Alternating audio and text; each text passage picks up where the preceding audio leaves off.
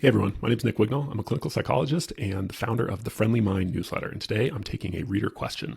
The reader asks, I'm a reasonably intelligent and fairly successful person, but I've been told many times that I need to work on being more self-aware. Usually it's a manager or romantic partner saying this. It doesn't seem to me that I'm very lacking in self-awareness, but I do get this feedback quite a bit. Any advice for thinking through this? Yeah, great question.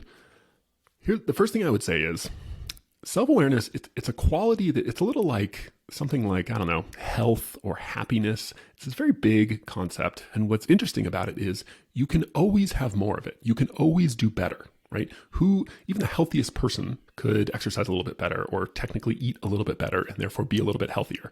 Or even the kindest person. Think of, I don't know, Mother Teresa, right? Supremely kind person, almost the paragon of kindness. I'm sure she could have been a little bit kinder. So self-awareness works a little bit like this.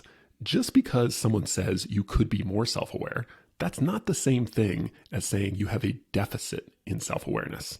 Now, the next thing I would say is, if other people are telling you this, that is a pretty good indicator, right? If people are going out of their way to tell you this, that is something you want to pay attention to, which you obviously are. So good for you.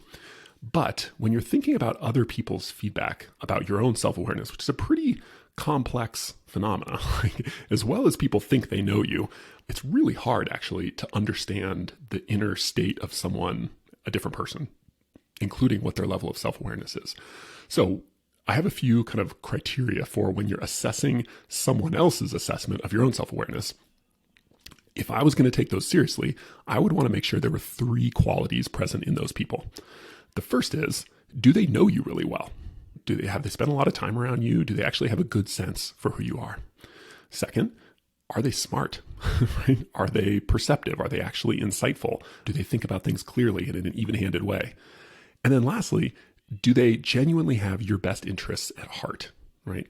Or are they kind of, maybe they don't like you, but they're kind of using this as a way to undermine you? Or I know that sounds a little cynical, but people do stuff like this all the time. So you want to make sure those three things are present. If someone has all three of those qualities, and especially if multiple people check all three of those boxes, and they're all giving you the same feedback that you need to work on your self-awareness, that's a pretty strong signal. I would take that to heart really seriously and consider that, yes, it probably does mean that I do need to work on my self-awareness. But there's another question here, which is, how do you assess your own levels of self-awareness? Which is still a really hard thing, even though you're you and you know yourself in some ways better than anyone else. But self-awareness is still, it's a really tricky topic to understand, partly because it's so big, it encompasses so much. And so I think the best thing I can do to help you understand, do I have weaknesses or deficits in self-awareness that I need to work on? One of the best ways to actually start answering that question is to break down self-awareness into its component parts, its basic elements. And this is helpful for a few reasons. A, it's not quite as intimidating. Self-awareness is just like a big, huge topic, right? And because it's so big and overwhelming, and most of us aren't experts in the topic of self-awareness, we just get a little nervous around it. But when you break it down into its pieces, they become much more accessible and approachable. So I keep talking about elements or pieces of self-awareness. So what I did was I created a quick little, I call it Nick's brief self-awareness assessment. Okay, so it's a series of questions. There's 10 of them. And each of them covers a specific element of self-awareness. So what you want to do is, and I'm going to list them for you in a second, go through these questions. And for each one, think about to what extent are they true for you? And if you want, one of the ways you can answer these is rarely, sometimes, or often. Okay, and that's going to give you a good sense of to what extent are you self-aware in this particular area. Okay, so let's get to it. Let's look at these questions. Here we go. Nick's quick self-awareness assessment. Okay, question number 1. Ready? I think about my self-talk and how it impacts my mood and behavior. Question number 2.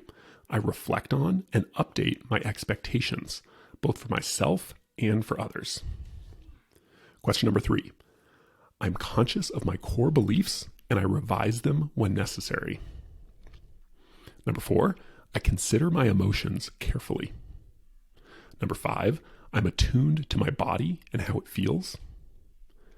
Number 6, I notice and think about my impulses, cravings, and desires. Number 7, I reflect on my personal values.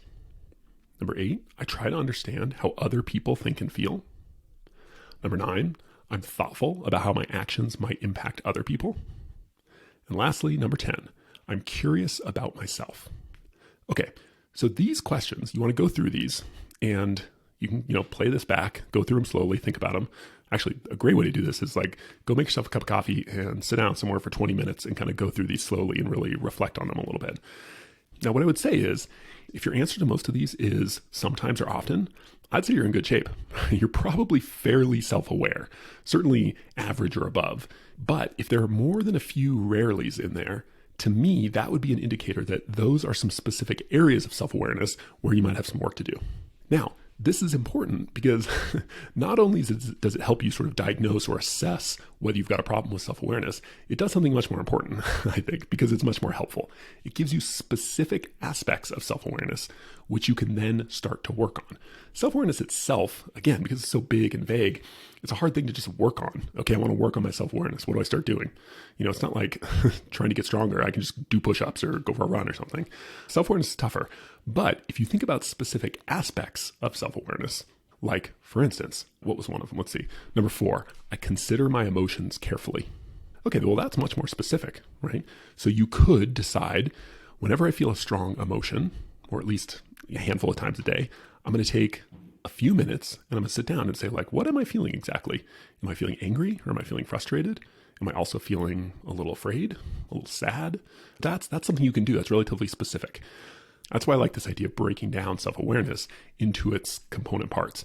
Now, I'm not saying this is, the way to look at self-awareness. I'm sure there are aspects of self-awareness that I didn't cover in here, but I do think it's a pretty good overview that it includes most of the aspects that, most psychologists, mental health professionals, etc., would consider these to be pretty important elements of self-awareness.